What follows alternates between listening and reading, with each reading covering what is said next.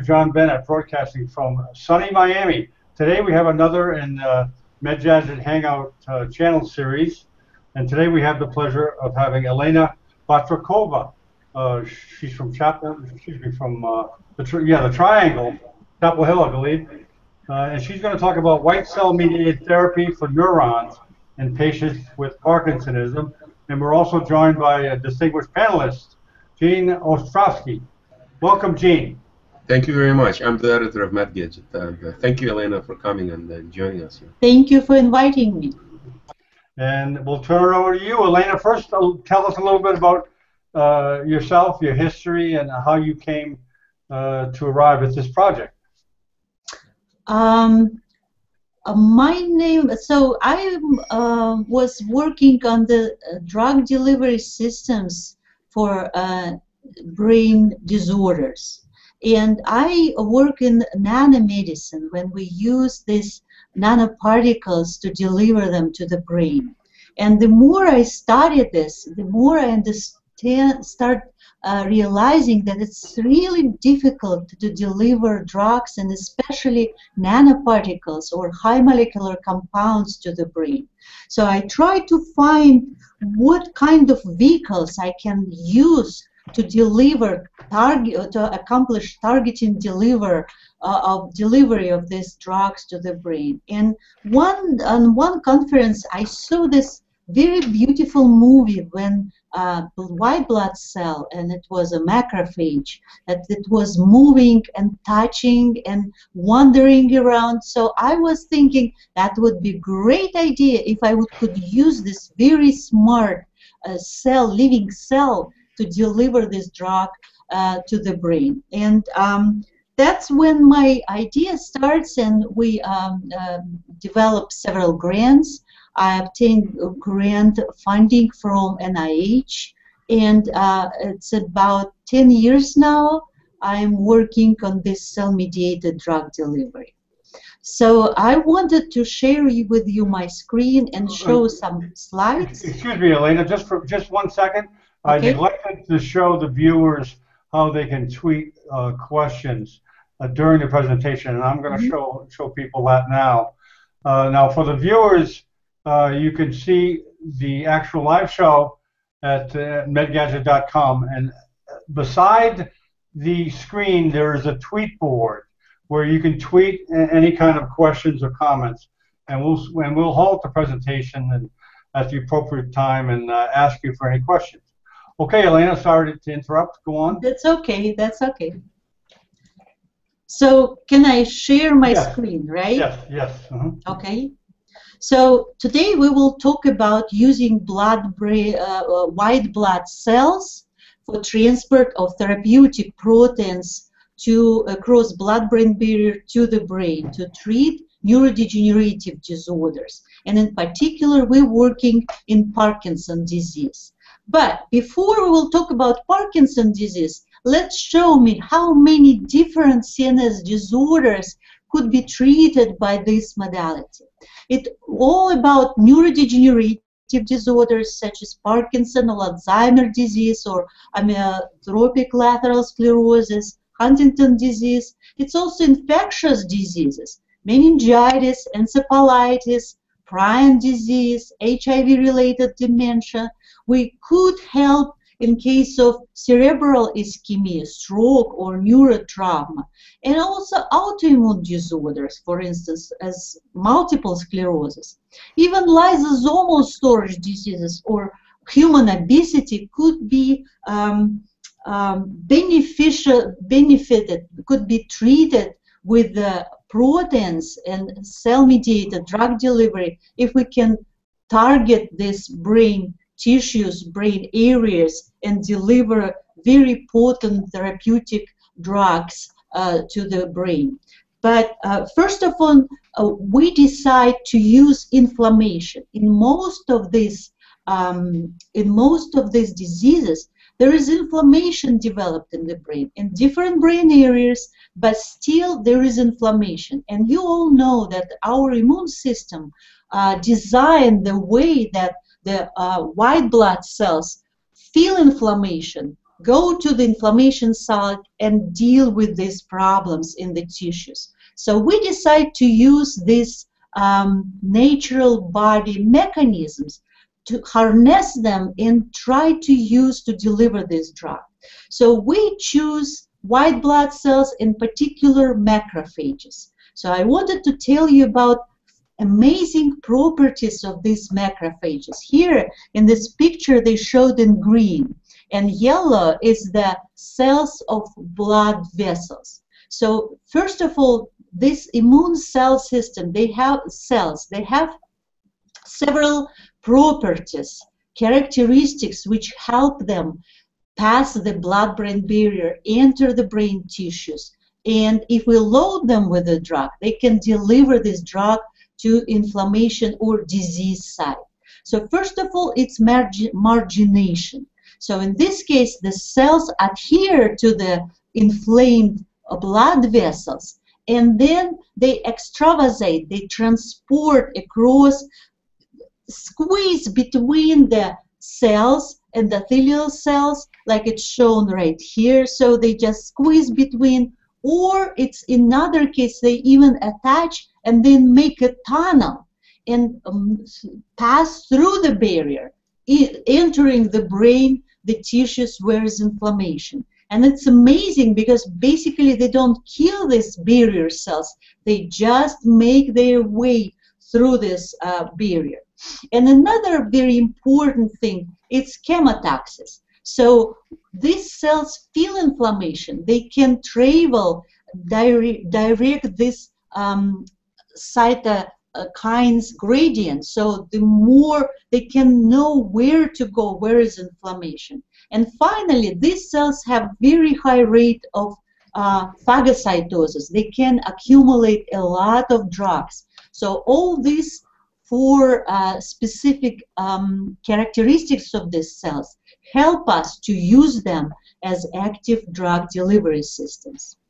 And of course, this is very attractive idea to use immune cells, because first, if you groom this and learn how to use them as a drug carriers, you can accomplish targeted drug transfer. You can improve therapeutic efficacy of the drugs because they will focus on the disease side. You can reduce drug dosing intervals, and you even can decrease side effects if it's somehow a drug which you don't want to deliver, for instance, to the peripheral organs. And another thing that it's enhanced penetration. So these cells can cross blood-brain barrier and enter the brain tissues. You also can improve pharmacokinetics and biodistribution of drug in the brain. And in case, for instance, of the metastasis of cancer, sometimes it's really difficult to reach this metastasis with the drugs because there is no blood vessels around these tissues. But cells can target and can get to virtually inaccessible tissues.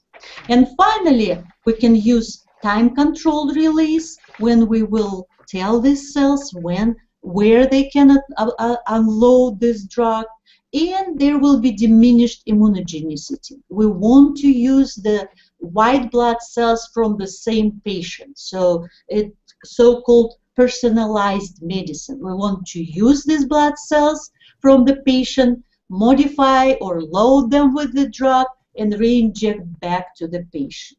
Now let's move to our specific Parkinson's disease case. So in case of Parkinson's disease, there are very local area in the midbrain called substantia nigra. And in this particular part, there is the neurons situated, which produce neurotransmitter dopamine.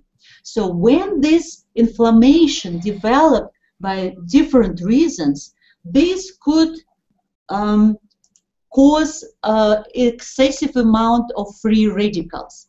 And these free radicals or reactive oxygen species kill these particular neurons. When neurons died out, there is no dopamine because they don't produce enough this neurotransmitter. And that's the reason why Parkinson's disease patients have all these problems with the movement, instability, and tremor. So we propose to use two different kind of drugs, but they're very potent. The first is antioxidant. This is catalase. The catalase is one of the most potent enzymes or antioxidants in the world, in the nature. Only one molecule of catalase can deactivate 1,000,000 radicals per second. It never stops because it's enzymatic reaction. So very attractive tool to deliver to the brain, decrease inflammation, and increase neuronal survival. But it's a huge protein, 240 kilodalton, doesn't cross blood-brain barrier. So we definitely need some tools, some vehicles to deliver it. And the second thing is the glial cell-derived neurotrophic factor. So it's a little bit smaller protein, it's about 30 kilodalton, but it interacts with the receptors on the dopaminergic neurons, specifically on these neurons which dying out in course of Parkinson's disease. And it's promote this neuronal restoration, regeneration, and support their being. So actually this kind of GDNF could be used not only in Parkinson's disease, but also in Alzheimer's disease, or even in different diseases as drug addiction or alcoholism. So the main idea for this particular project, which I want to tell you about, is when we want to take these white blood cells, macrophages, we want to load them with a drug or transfect them with DNA, with genetic materials, genes, which will make these macrophages produce this drug. And then in our laboratory, we inject them intravenously in mice with Parkinson's disease model. They go cross blood-brain barrier. They interact with neurons in this substantia nigra in midbrain. And what's the most interesting, we showed that they not only delivered these proteins, but they also transfect neurons themselves, neurons and astrocytes and all other cells of this brain tissue. So in this case, these neurons and astrocytes produce this drug themselves. And that's why we have so potent and extended, prolonged effect in mouse models of Parkinson's disease. So now I will tell you a little bit about our, first we started with in vivo, in cell culture experiments. For in cell culture we showed that we can take the cells, here is the macrophages, and we can transfect them with the so-called reporter gene or green fluorescence proteins. And when cells transfected and they start to express this protein, they show green fluorescence like in these pictures. And catalase. So in case of catalase, it's therapeutic genes. So these cells, macrophages, produce this catalase. And this expression is transit, so maximum it's about 4 days after transfection, but still long, even 21 days after the transfection, these macrophages still express this catalase. And then we also showed that what's interesting, that they actually express these proteins, in this case, this picture for glial cell-derived neurotrophic factor, GDNF.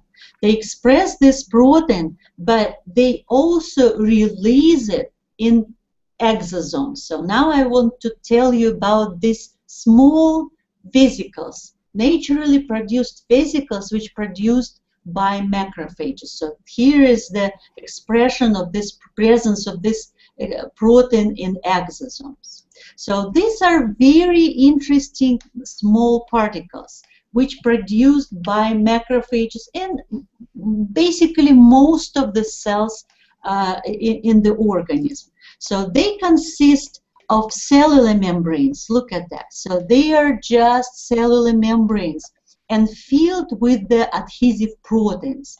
So these proteins easily interact, stick to the target cells, and the membranes can fuse with the target cells because it's the same, it's a cellular membrane. And so they can deliver whatever they have inside to the cells. So in nature, actually, these exosomes are the messengers. And it's very interesting. First, people thought they are trash bags. They're just the vesicles filled with some substances which cells don't need. But later, they realized that these are messengers. There is the intercellular communication tool. So when one cell wants to send into another cell message, it's just fill this message inside the exosomes and release. And here is the picture of the exosomes released from parental cell. So we actually use these exosomes and cells, all this overall natural mechanism to deliver drugs and genes to the brain. And here I wanted to show you that with RT-PCR, with special methods, PCR, RT-PCR, Western blot, we demonstrated that actually when you transfect macrophages with this DNA encoding reporter gene, green fluorescence protein, or catalase or gDNF, you have these exosomes released from macrophages that filled with the protein expressed in these cells, gDNF or GFP or catalase. They also filled with the DNA, they filled with mRNA, and even transcription factor. So imagine naturally prepared kit for transfection other tissues. You can't find anything better. So these macrophages work as a secondary transfection agents. They accomplish horizontal gene transfer from them to the target tissues. And here I wanted to show you one very bright experiment. So these are neurons in control, non-differentiated neurons. You see they don't have these axons. Now, if you will take a huge amount of gDNF, this glial cell-derived neurotrophic factor, and add to macrophage, to neurons, so they start developing little by little these axons and dendrites. So they start differentiating. Now, if you add media from macrophages, it's expressed much better. This green is actually actin, so we wanted to highlight these cells, neuronal cells. But if you will take exosomes from this media, we stain them with the red fluorescence dye, and add to the same neurons, you can see that these neurons start growing these axons and developing, and so these exosomes basically transfect these neurons, and they producing amount of this gDNF which affects these neurons. And take a look, they're just flourishing, they feel so good. So now let's move into the in vivo experiments. So in vivo experiment with Parkinson's disease. In these particular studies, we used acute inflammation. So you want to reproduce inflammation in this midbrain in substantia nigra, where this dopaminergic neurons are located. So you can inject different toxins. For instance, 6-hydroxydopamine, we inject it straight into the brain, in particular in this midbrain, or MPTP, you can inject it intraperitoneally. Still, if you will stain these brain slides for activated microglia, this is the cells which produce these radicals. So in case of healthy brain, PBS injections, you see very calm, very nice microglia. But when they activated where this inflammation, you can see they're very aggravated, very big, and very angry microglia. And these microglial cells in the brain, in the part of inflammation, produce a lot of free radicals. And as a result, 21 days later, look at that. This is healthy brain with a very nice neuronal dopaminergic neurons. And these are Parkinson's disease neurons. They almost all of them died out just because of this inflammation. Now we moved in vivo, and first our question was, is it real that these cells can cross blood-brain barrier and reach the brain? And we transfected these macrophages with green fluorescent protein just to make them green and fluorescent. And then we inject them into mice intravenously into the tail vein with the mice with brain inflammation or into healthy mice. And what we see, that we see a lot of these macrophages in the brain, particular in the part of the brain where is inflammation. And basically no macrophage, just in the healthy mice. Okay, that was good. Now we wanted to see whole picture, whole mice. So in this case, we use so-called IV studies with the living animals. So you just put them on anesthesia, and we had this intoxicated mice, and there's just the same pictures but just heads of these mice, and healthy mice. We took macrophages and we transfected them with luciferase encoded DNA. So these macrophages produce luminescence. And then we injected them into mice. And what we see that in case of intoxicated mice, in case of the brain inflammation, we saw a significant amount of this luciferase transfected macrophages in the brain. And it was over the month, these macrophages or transfected tissues. We believe that at 34 days, there's no macrophages themselves. There's just already transfected tissues in the brain. But in case of healthy mice, basically we didn't see any macrophages in the brain. And what's also interesting, amazingly, we didn't see any macrophages in the peripheral organs, spleen, liver, kidney, so we saw them only in the brain. It's very important because we want to accomplish targeted delivery.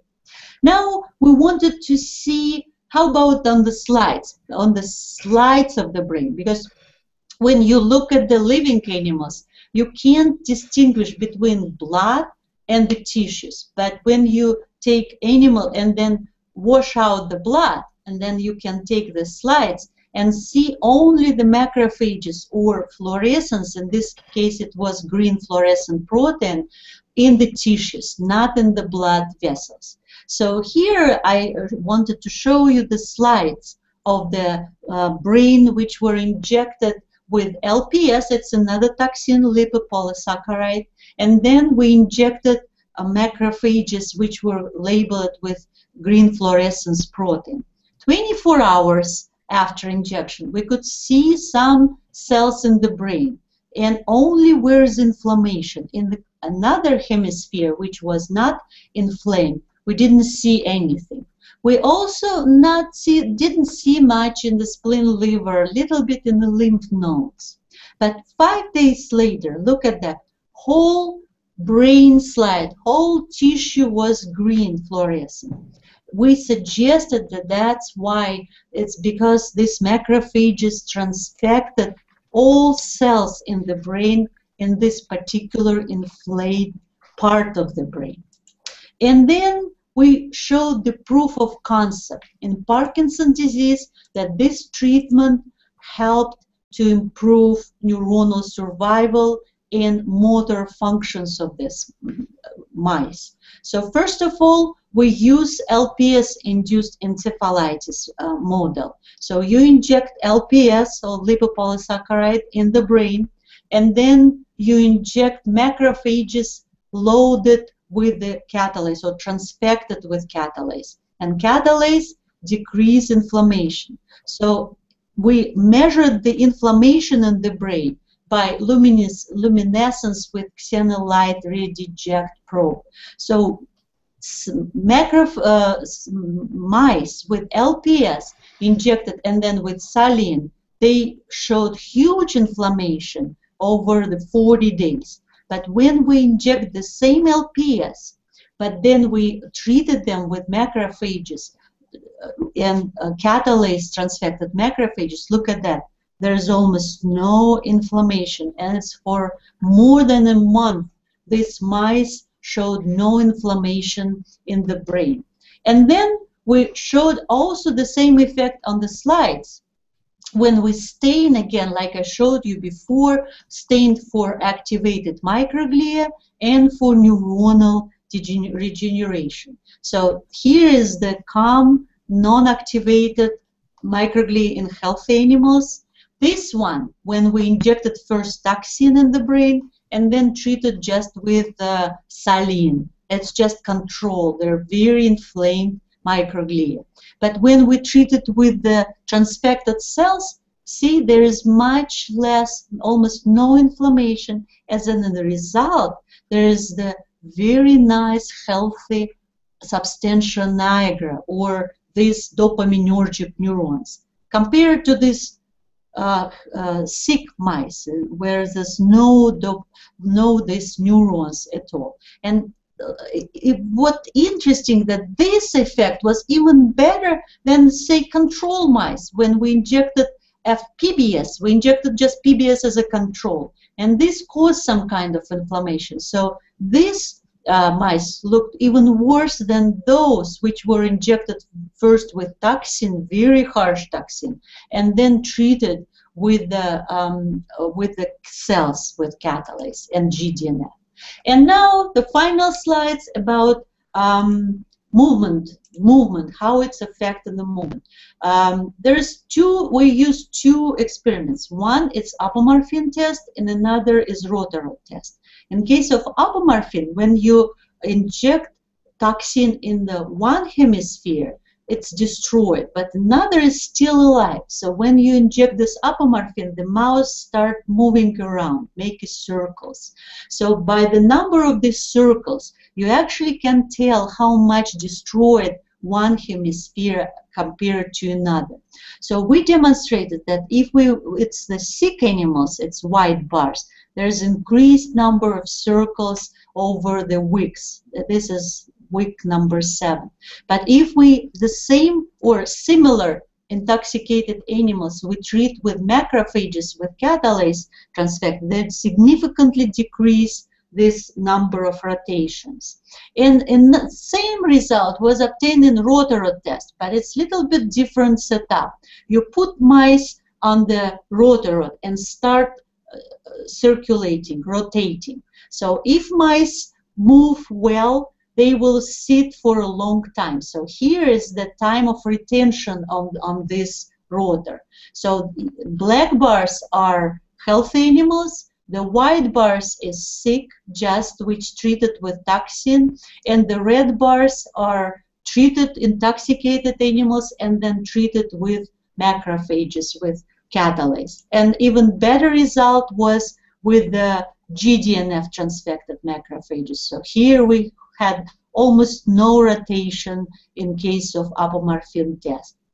So finally, I wanted to tell about how we envision this therapy in clinic. So we suggest that there could be several approaches, but the most simple, and I envision the closest to clinic, it's when we take the white blood cells, maybe not only macrophages, but even T cells, dendritic cells, all white blood cells. And then we transfect them with this therapeutic protein and re-inject it back.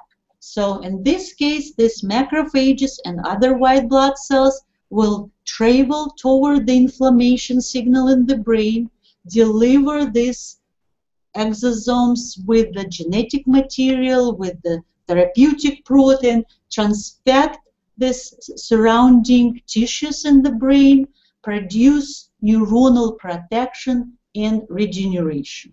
And that's all I wanted to tell you. I want to thank my collaborators and support by NIH, and thank you for your attention. Okay, very good, Elena. Just pop off the screen share. Just click on that green arrow again. I will try to find it. Just a second. Okay, just on the left side of the screen. So, yep. There you go. Yeah, thank you very much for a very clear, well illustrated, those slides are dynamite presentation. And I'll let Gene start off. Yeah, I'm sure he has a lot of questions or comments. Go ahead, Gene.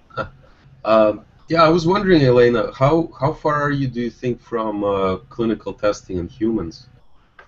So I told you, and specifically told you about acute inflammation, right? So now we obtained financial support from our Eshelman School of Pharmacy, UNC, our university where I'm working, to work in genetically modified mice. Because in patients, it's there's no huge inflammation in the brain in case of Parkinson's disease. It's more appropriate to talk about head trauma or HIV-related dementia or stroke. But for Parkinson's disease, patients develop very smooth and not very harsh inflammation. So we have this 9-month period grant where we want to use MitoPark mice to evaluate if this type of inflammation will be enough to attract macrophages, and to evaluate how much we need to inject, how fast, how frequently, and which route of administration. So after we will get results for this grant, I believe, and not even after, we start thinking about it right now, about regulatory requirements, because this cell-mediated delivery, drug delivery system is more complex than just nanoparticles or just single low molecular or high molecular drug.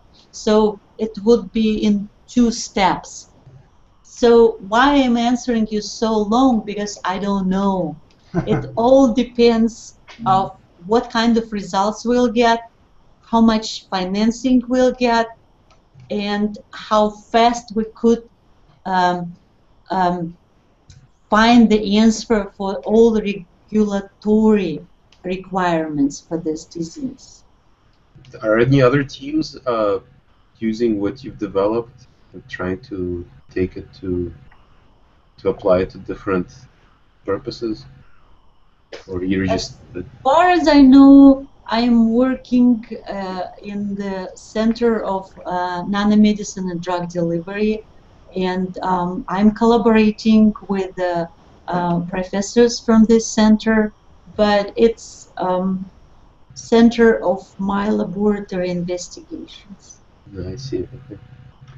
Do you see this being used for anything other than neural therapy? Or other Absolutely, absolutely. The thing is that everywhere where cells dying, there is inflammation. Mm-hmm. So you can think about any disease which is related to cell death, and basically it's a lot of different diseases. Right. And I think that in each case, a blood-brain barrier is important because in some cases you can deliver much simpler drugs to the tissues which are accessible for these drugs. Why we focus on the neurodegenerative disorders, CNS disorders, because it's very difficult to cross blood-brain barrier. Great. So I think that it would work in many diseases, but you need to decide what is better, which is simpler. If it's more simple and you can treat it with the simple drug, basically it will compete with the cell-mediated delivery. You include strokes in that category, right? Of possibility that it might help? Yes. Yeah, okay. Yeah, that would be a huge effect. Now, maybe the crossing the blood-brain barrier is tough for a lot of drugs. Is this a relatively new thing that scientists have discovered, that macrophages altered like this can cross the blood-brain barrier, or has this been known for a while? Or did you guys kind of come upon that? We did not discover that macrophages can cross blood-brain barrier in case of inflammation. We use this knowledge to use them as a drug delivery system. So we, same with like exosomes. We have another project when we use just exosomes, and we recently published this also. We just isolate exosomes from macrophages, load them with these therapeutic proteins, and in case of exosomes, we can administer even intranasally. So the same thing like with the cells. Their properties were known long time ago, but we decide to use them as a active drug delivery systems. Okay, very good. Any more comments, Jane? Yeah, I was wondering, is there a limit to like the amount of cargo you can, how big the proteins can be that you can package, or is that... You know, macrophages are amazing creatures. For instance, it was shown that macrophage can engulf particle which is greater than the diameter of the cell. So 1.3 times greater than the diameter of macrophage. So it's like a glove, just engulf it. So it all depends how big the particle. And actually macrophages recognize bigger particles better than small ones. So low molecular drug, they just pass by, they don't see them.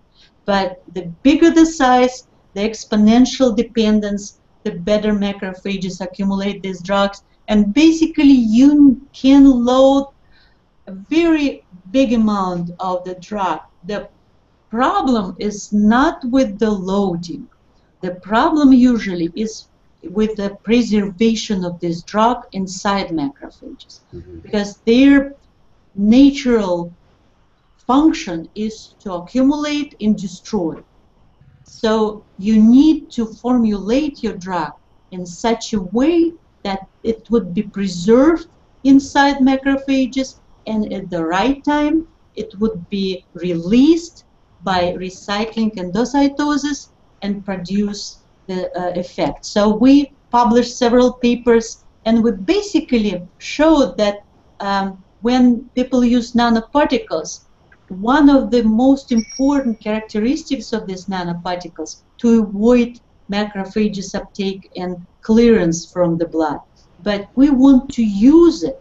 So we want to go backwards. We don't want small particles. We don't want polyethylene glycol corona. We want them recognizable for macrophages and taking it as much as possible. Very good, Elena. I'd like to thank you very much for coming out today and taking the time to give an excellent presentation.